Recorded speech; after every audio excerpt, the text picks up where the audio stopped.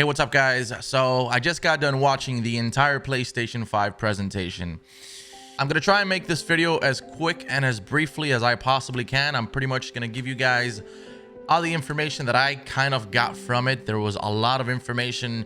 There's even people saying that there was too much information, and for that matter, unnecessary information. I guess people were expecting to see games, demos, graphic comparison to old gen versus new gen, etc., etc. And what we got was a 25-minute conversation about SSDs, GPUs, audio, 3D audio, and just a bunch of in between that a lot of people just were not really expecting. So first things first, here on screen, we're going to be taking a look at the PlayStation 5 specs in comparison to the PlayStation 4. Again, the PlayStation 5 is said to be 100 times faster than the PlayStation 4. The age-old question of the PS5 has always been, well, how many teraflops does it have? Well, here on the chart it says we have 10.28 teraflops versus the 1.84 on the PlayStation 4. The PS5 has a 16 gig GDDR6 memory in comparison to the 8 gig GDDR5 of the PS4.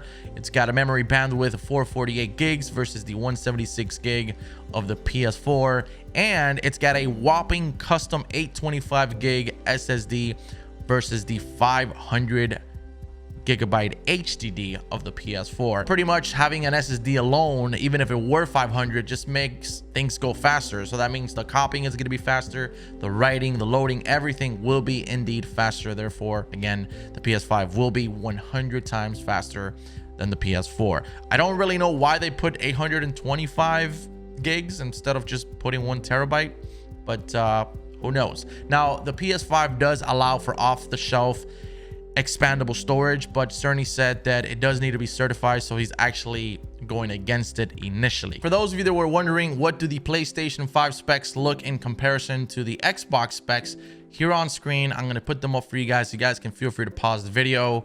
If you take a quick second to take a glance at all of the specs in comparison, the one thing that everybody is pretty much taking from this all right now on social media is that the PlayStation 5 seems to be the faster machine, as the SSD is twice as fast as the Xbox, but the Xbox overall seems to be the more powerful machine. So I guess when it comes to this console generation, you're gonna have to either choose, do you want the power or do you want the speed?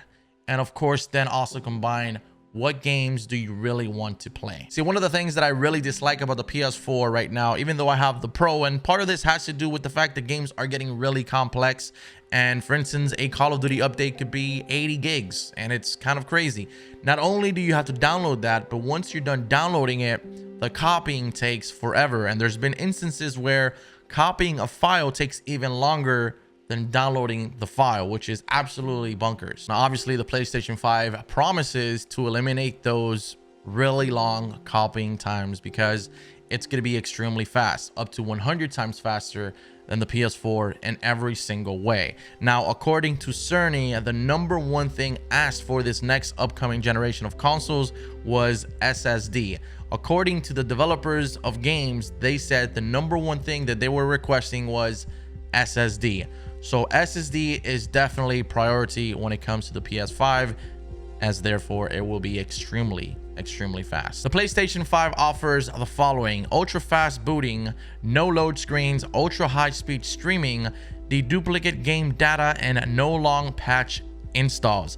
This is the dream of the SSD. The PlayStation 5 presentation was about an hour long, and about 95% of the things that were said were just very technical. And if I were to sit here and explain the technicality to you guys, two things would happen. One, I probably wouldn't be able to explain it to you exactly how I wanted to.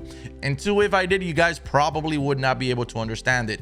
25 minutes or so, 20 minutes, we're talking about SSD, then about the GPU. It was just crazy. So the last thing that I got from this presentation was the backwards compatibility aspect of the PS5 with the PS4. Now, yes, it is confirmed you will be able to play PS4 games on your PlayStation 5. Although at launch, only the top 100 most played PS4 games will be the ones available backwards compatible with the PS5. Those will be the games that you are going to be able to play on your PS5 at launch. According to the presentation, the reason for this is that the PlayStation 5 is too fast for some of the PlayStation 4 titles. So in order for them to work with the PS5, they have to be retweaked. I don't know if that makes any sense. I'm really not that tech savvy. So if you guys out there are and you want to care to give us an explanation in the comments below, you can feel free to do so. But that is the explanation. At least we know that we will indeed be able to play PS4 games on the PlayStation 5. I really don't know why. I mean, they told us, but it's kind of weird to just understand that, you know, the PS5 is too fast. I mean, shouldn't that be like easier? I don't know. Again, I'm not too tech savvy on that aspect, so I do apologize. But that is pretty much what I got from this presentation. I sat here for the entire almost hour, and this is what I got from it. Let me know what you think. The PS5, I know it wasn't the best thing. Again, this was supposed to be planned for GDC, I believe. And due to the whole crazy shenanigans that's going on in the world now, things had to be changed. And maybe that's why this presentation was perceived boring by some people online. So I'm trying to give you the best possible explanation to what I received from the presentation myself. Let me know in the comments what you think. Are you team Xbox? Are you team PlayStation? Please comment in the comments below. And I would expect more and more from PlayStation from the months to come, in the months to come. Okay, I'm gonna stop now. Thank you guys for watching. Hope you enjoyed. I'll catch you later.